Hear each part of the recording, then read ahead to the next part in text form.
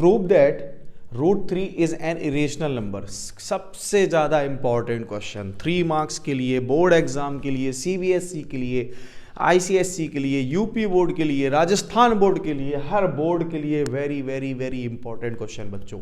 ये क्वेश्चन 100% आपको 3 मार्क्स देने के लिए गारंटी दे देता है। तो बच्चों इसके लिए हम देख लेते हैं ये क्वेश्चन कैसे करेंगे। We assume that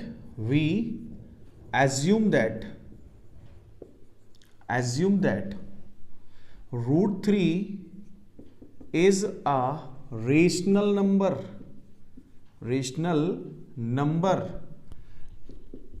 in the form of P upon Q, where P and Q are what type of number? They are the co-prime integers। अब भाई co-prime integers कौन होते हैं? ऐसे इंटीजर्स जिनका HCF 1 हो, ठीक है, जिनका कॉमन फैक्टर 1 हो, इसके अलावा कुछ ना हो, ठीक है। And Q does not equal 0। भाई Q अगर जीरो हो गया तो ये तो नॉट डिफाइन हो जाएगा ना। नॉट डिफाइन से तो हमें बचाना है इसको।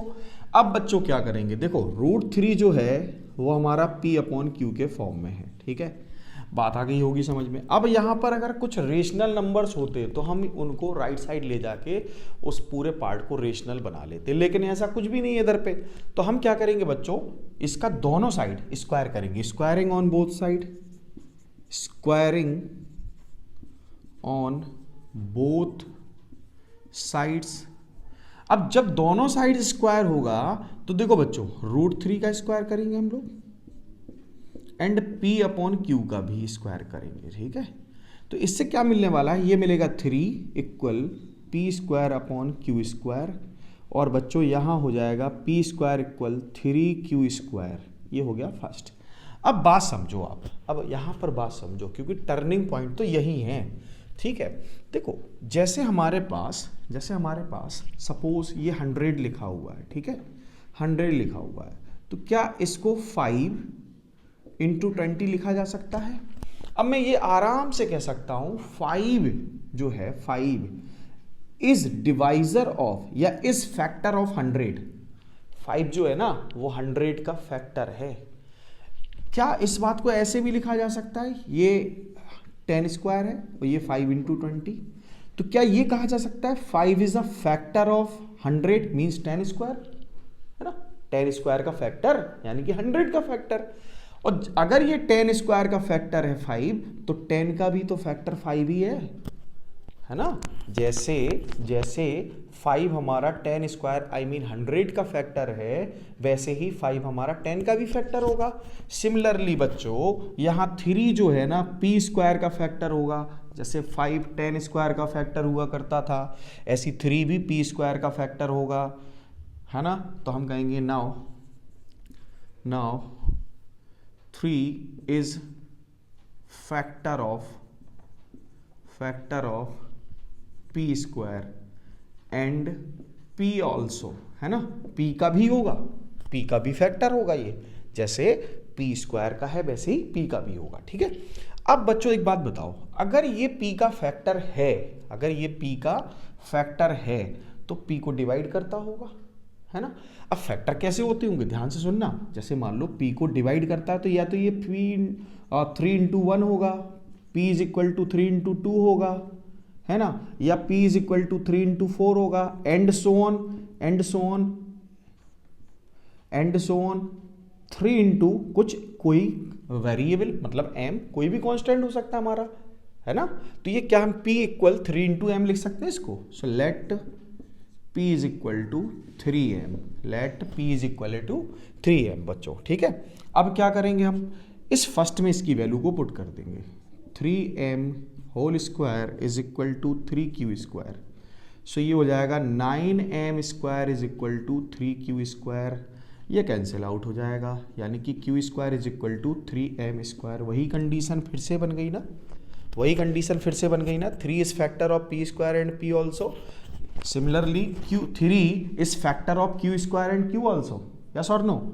Now, 3 is factor of Q square as well as Q, है ना, या Q also, दोनों का फैक्टर है।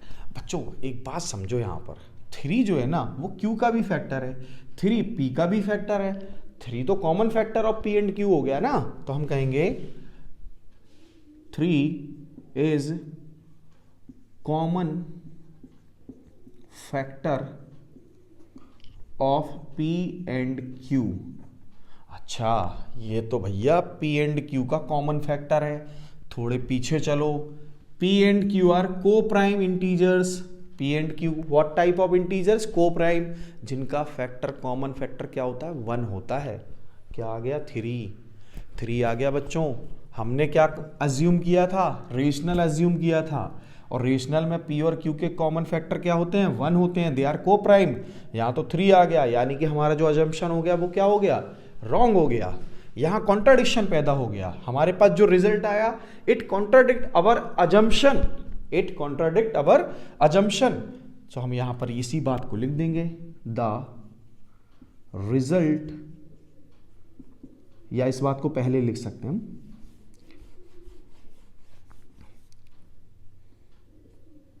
थ्री इज, नहीं लिखा हुआ है ना ये तो, सो द रिजल्ट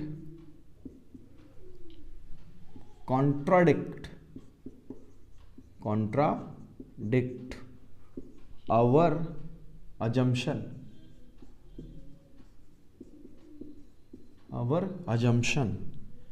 hence या हम कह सकते हैं so our assumption is wrong, अच्छा, हमारा assumption wrong हो गया ना। क्या रॉन्ग हुआ? कि ये रेशनल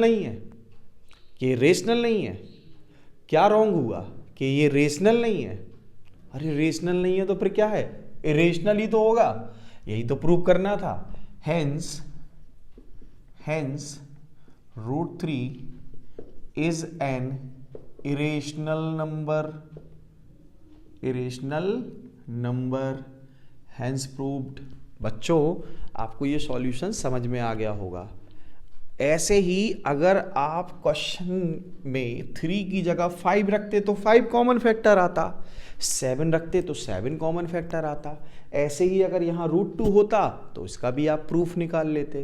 तो ये एक साथ एक ही क्वेश्चन से हमने 3 या 4 क्वेश्चन कवर किए जा सकते हैं। अगर आप एक क्वेश्चन को भी ठीक से 2 या 3 बार इसको सॉल्व कर लेते हैं तो आप 100% इस टाइप का क्वेश्चन छोड़ के नहीं आएंगे अगर आपके एग्जाम में आ गया।